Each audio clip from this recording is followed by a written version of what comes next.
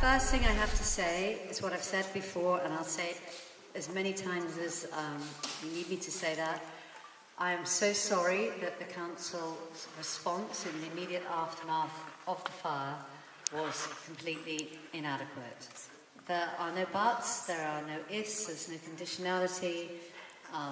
I, unreservedly apologise for that. Secondly, while I'm here, I've been to the St James Centre. I've heard from a lot of volunteers about the great work they're doing, and many of you in the audience will be amongst them. And can I just say thank you very much on behalf of the council. Last week, I was just sitting in the back of the session like this at the Muslim Cultural Heritage Centre, and the only two questions which were directed to me, just to me, it was saying, why as a council had we not bothered with the residents in the Pink Box? Why have we not cleaned the estate? That we'd come in, we'd done it with a mop, and it was symptomatic of the neglect that residents had suffered over the last few years. And they wanted to know why people hadn't repaired doors, why the cleaning hadn't been done properly, and when it was going to be done. Small steps. I came here on Monday with one of our council officers and 3 people from the TMO. They're putting up scaffolding. They're opening the top windows so they can clean the glass first, and then they're working down. And then I was specifically asked whether we could have buffering machines, because apparently buffering machines take more of the dirt out. And we'll certainly be doing that as soon as we've managed to clean the windows and further down. And that was the main thing I was asked. I was also asked about communications to the finger blocks. I've been talking to residents, and we're trying to figure out still what's the exact best way of doing it. I know you get communications from Gold, but it's quite a long sheet.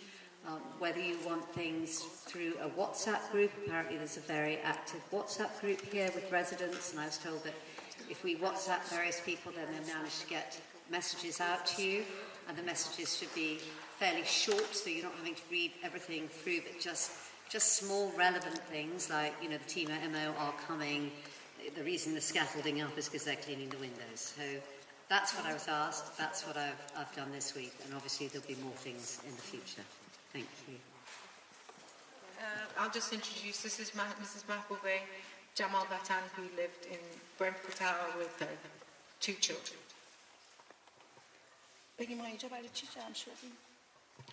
I'd like to know exactly why this meeting is really taking place. جمع شدیم که بگیم چجوری ساختمون نگه داریم، جمع شدیم که بگیم چجوری تمیز کنیم دور و بر، بدون که اصلا هیچ اهمیتی به اونایی که اونجا زندگی می‌کردن و خیلی‌ها که مردن هیچ اهمیتی براتون نداره اصلا.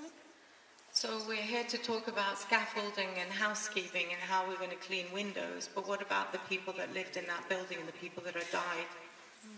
Don't they matter for anything?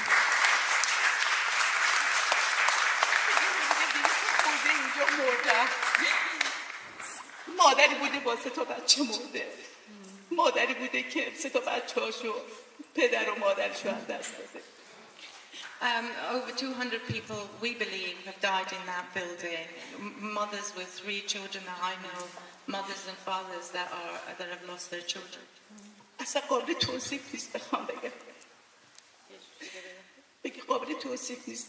نمیتونم تعریفش بکنم به خاطر که اونجا نیستم. ما که بودیم میفهمیم که چه اتفاقی افتاد. It's so hard to even explain and describe. Only we that were there and saw what happened really feel the pain of this. We can't even describe it. اونایی که رفتن نمیشه کاری براشون کرد، ولی اونایی که باقی موندن چرا براشون کاری انجام ندادیم؟ Those who we've lost, we can't bring them back. But what about those of us that remain? You're not doing anything for us. من خودم جز یکی از ساکنین اونجا هستم. تا الان هیچ ساپورتی، هیچ کاری برای من نکردن. I'm one of the residents, and up until today, nobody has done anything for us. روزی 100 بار سوختم و زنده شدم. every day, 100 times a day, we burn and come back again. و 4 هفته این ادامه داره. This is 4 weeks now. It's gone on too long. کنسل کجاست؟ دولت کجاست جواب ما رو بده؟ Why are the council not answering us? Where is the government? Why are they not answering us? چرا ما رو حمایت نمی‌کنن؟ Why are you not protecting us? فقط اومدن که بگم ما اینجا وجود داریم. ما میدونیم که کنسل وجود داره، میدونیم دولت وجود داره، میدونیم مردم وجود دارن، ولی ما وجود نداریم. انگار که ما رو نمیبینن. We know you exist. We know councils exist. We know all these people that are important people that are here, the arms of the state. They exist. But it's like we don't exist. We don't count for anything.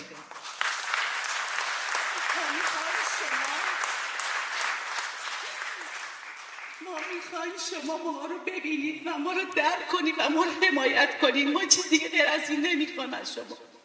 We just want you to understand us, to protect us, to do something for us.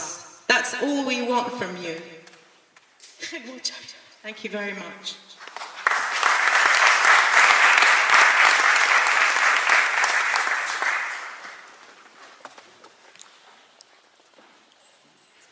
Well, it's very difficult to know what to say in response to that. And in the face of such grieving. Sorry, I was saying it's very difficult to immediately respond to that in the face of such despair and in such grieving. And of course, I'm very happy to meet this lady outside or tomorrow and discuss with her. Yes, absolutely. But in her particular case. There's more than one. There's loads of us everywhere. Absolutely.